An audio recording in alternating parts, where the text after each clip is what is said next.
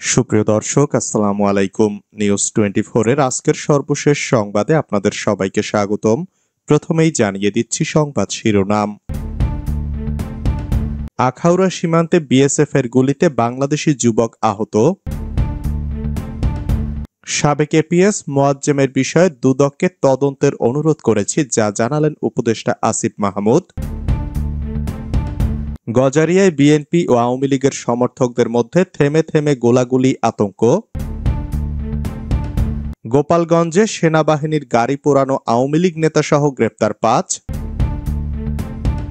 আওয়ামী লীগ নিষিদ্ধের কথা বললে সরকার পশ্চিমাদের দোহাই দেয় মন্তব্য সার্জিসের। আওয়ামী লীগ নিষিদ্ধে কঠোর কর্মসূচি ঘোষণা ইনকিলাব মঞ্চের। এতক্ষণ শুনছিলেন সংবাদ শিরোনাম। পুরো খবর পেতে ভিডিওটি শেষ পর্যন্ত দেখুন। সর্বশেষ সংবাদ পেতে চ্যানেলটি সাবস্ক্রাইব করুন। এবার বিস্তারিত। আখাউড়া সীমান্তে বিএসএফ এর গুলিতে বাংলাদেশি যুবক আহত। ব্রাহ্মণবাড়িয়ার আখাউড়া উপজেলার ইটনা সীমান্তে ভারতীয় সীমান্তরক্ষী বাহিনীর গুলিতে মোহাম্মদ আসাদুল ইসলাম নামে এক বাংলাদেশি যুবক আহত হয়েছেন। শুক্রবার বেলা 11:30টার দিকে উপজেলার মনিয়ন্দ ইউনিয়নের ইটনা গ্রামের সীমান্ত সংলগ্ন এলাকায় এ ঘটনা ঘটে। আহত আসাদুল ইসলাম ইটনা গ্রামের ফেরদৌস মিয়ার ছেলে। ব্রাহ্মণবাড়িয়ার একটি হাসপাতালে তিনি চিকিৎসাধীন বলে জানা গেছে। উপজেলা প্রশাসন ও বিজিবি সূত্রে জানা গেছে, শুক্রবার বেলা 11টা থেকে 11:30টার দিকে ওই ব্যক্তি নদী পার হচ্ছিলেন। দুই দেশের সীমান্ত পিলার 2024/10 থেকে আনুমানিক 100 গজ ভারতের অভ্যন্তরে বিএসএফ এর টহল দলের সদস্যরা বাংলাদেশি নাগরিক আসাদুল ইসলামকে লক্ষ্য করে 3টি ছররা গুলি ছোড়েন। এতে তিনি আহত হন। স্থানীয় লোকজন তাকে উদ্ধার করে ব্রাহ্মণবাড়িয়ার একটি বেসরকারি হাসপাতালে নিয়ে যান। সাবেক এপিএস মোয়াজ্জেমের বিষয়ে দুদককে তদন্তের অনুরোধ করেছি, যা জানালেন উপদেষ্টা আসিফ মাহমুদ।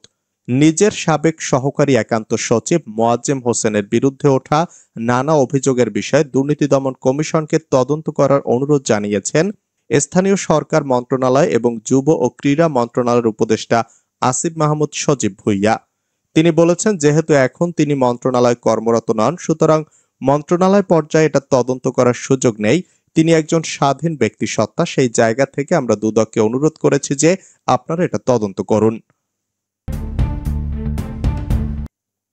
গজারিয়ায় বিএনপি ও আওয়ামী লীগের সমর্থকদের মধ্যে থেমে থেমে গোলাগুলি আতঙ্ক।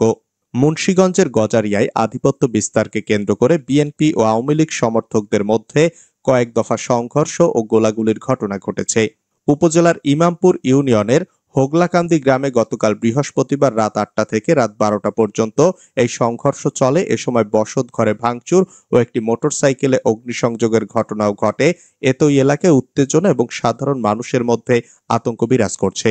বিবাদমান এ দুটি পক্ষের একটির নেতৃত্বে আছেন ইমামপুর ইউনিয়ন বিএনপির ভারপ্রাপ্ত সভাপতি আমিরুল ইসলাম এবং অপর পক্ষের নেতৃত্বে আছেন স্থানীয় আওয়ামী লীগের কর্মী সাজেদুল ইসলাম ওরফে লালু ও মোহাম্মদ সৈকত হাসান।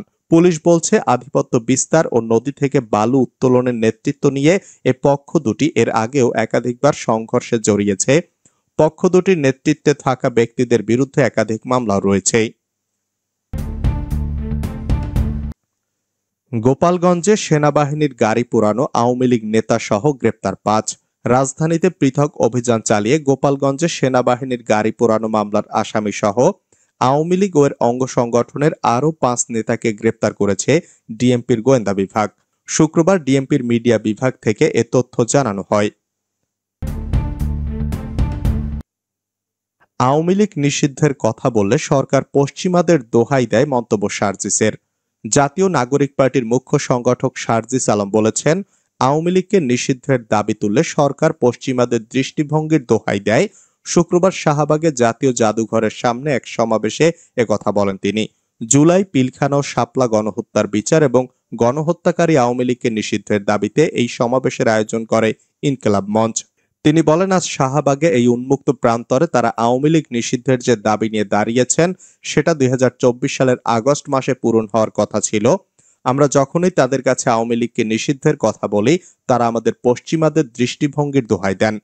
তিনি প্রশ্ন তুলে বলেন, যখন শাপলা চত্বর, পিলখানা এবং জুলাইয়ে হাজারো মানুষকে হত্যা করা হয়েছিল তখন পশ্চিমাদের দৃষ্টিভঙ্গি কোথায় ছিল? এ সময় দেশের রাজনৈতিক দলগুলোর উদ্দেশ্যে শারজিস বলেন, এই জেনারেশনকে ভয় করুন। যদি এই জেনারেশনের রক্তের উপর দাঁড়িয়ে আবেগ নিয়ে খেলা করেন তাহলে এই জেনারেশন সকল ক্ষমতার বিপক্ষে গিয়ে যে কাউকে টেনে হিঁচড়ে ক্ষমতা থেকে নামাতে পারে। আওয়ামী লীগ নিষিদ্ধে কঠোর কর্মসূচি ঘোষণা ইনকিলাব মঞ্চের। ইনকিলাব মঞ্চের মুখপাত্র শরীফ ওসমান হাদী বলেন, আমরা কোনো রাজনৈতিক দল নই, আমার পরিবারের কেউ শহীদ হয়নি, কিন্তু আমরা প্রতিজ্ঞা করছি ইনকিলাব মঞ্চের একজন সদস্য বেঁচে থাকতে আওয়ামী লীগের বিচার নিশ্চিত করে ছাড়বে। শুক্রবার শাহবাগে জাতীয় জাদুঘরের সামনে এক সমাবেশে কথা বলেন তিনি। জুলাই, পিলখানা ও শাপলা গণহত্যার বিচার এবং গণহত্যাকারী আওয়ামী লীগকে নিষিদ্ধের দাবিতে সমাবেশের আয়োজন করে ইনকিলাব মঞ্চ। হাদী বলেন, শহীদ জিয়ার বিএনপি, সাইদি নিজামীদের জামায়াত ইসলামী কিংবা জুলাই অভ্যুত্থানের পর গঠিত এনসিপিকে দিল্লির দাসত্বে আটকাতে দেব না। ইনকিলাব মঞ্চ রক্তের শেষ বিন্দু পর্যন্ত প্রতিবাদ করে যাবে। ওসমান হাদী হুঁশিয়ার করে বলেন, আগামী 100 দিন 64 জেলায় গণসংযোগ করবে ইনকিলাব মঞ্চ। যদি এই সময়ের মধ্যে সরকার কার্যকর কোনো ভূমিকা না নেয় তাহলে আগামী 36 জুলাই 5 আগস্ট শাহবাগ থেকে মার্চ ফর বাংলাদেশ কর্মসূচি থেকে সচিবালয় ঘেরাও করা হবে। চর দখল নিয়ে আওয়ামী লীগ বিএনপির সংঘর্ষ, আহত 12। পাবনা ঈশ্বরদীর ডিগ্রির চরের জমি দখলকে কেন্দ্র করে আওয়ামী লীগ ও বিএনপির দুই গ্রুপের গোলাগুলিতে 12 জন আহত হয়েছেন। শুক্রবার লক্ষ্মীকুণ্ডা ইউনিয়নের লক্ষ্মীকুণ্ডা ডিগ্রির চরে এ ঘটনা ঘটে। গুলিবিদ্ধরা হলেন ঈশ্বরদী লক্ষ্মীকুণ্ডার ইউনিয়নের আকাত আলী শেখের ছেলে পিল্লু শেখ, আব্দুর রাজ্জাকের ছেলে শফিকুল ইসলাম, আতিয়ারের ছেলে আসিফ, চর গড়গড়ি গ্রামের হাবিবুল ইসলামের ছেলে সোয়াইল ও আলম। এছাড়া অন্তত 12 জন আহত হয়েছে। আহতদের অধিকাংশই পাবনা জেনারেল হাসপাতালে চিকিৎসাধীন। প্রশাসন আগের মতো দলবাজি শুরু করেছে, দাবি নুরুল হক নূরের। প্রশাসন আগের মতো দলবাজি শুরু করেছে বলে অভিযোগ করেছেন গণ অধিকার পরিষদের সভাপতি নুরুল হক নূর।